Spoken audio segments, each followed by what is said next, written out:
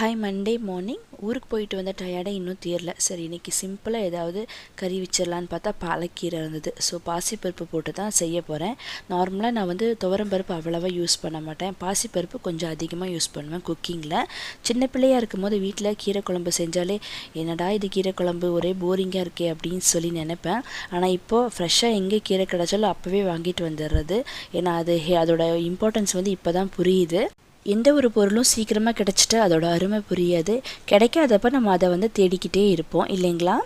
Summer start ஆகிட்டாலே மகிழியவங்க ஸ்கூலில் ஸ்நாக்ஸ்க்கு பார்த்திங்கன்னா watermelon, cucumber அந்த மாதிரி சம்மர் ஸ்பெஷல் ஃப்ரூட்ஸ் தான் சொல்லுவாங்க. ஸோ இன்றைக்கி குக்கும்பர் சொல்லியிருந்தாங்க. லைட்டாக சால்ட் ஸ்ப்ரிங்கிள் பண்ணி விட்டுட்டு அவளுக்கு ஸ்நாக்ஸ் பேக் பண்ணியாச்சு. மைசூர் போயிருந்தப்போ ஸ்ட்ரீட் ஷாப்பிங் போகணும் ஹஸ்பண்டை கேட்டிருந்தேன். எப்போ போனாலும் எங்கே போனாலும் என்னை கன்வின்ஸ் பண்ணி கூட்டிகிட்டு வந்துடுவாங்க. இந்த டைம் இல்லை நான் கண்டிப்பாக ஷாப்பிங் போயே ஆகணும் அப்படின்னு சொல்லிட்டு இந்த பேக் 200 ரூபீஸ்க்கு வாங்கிட்டு வந்துடுவேன்.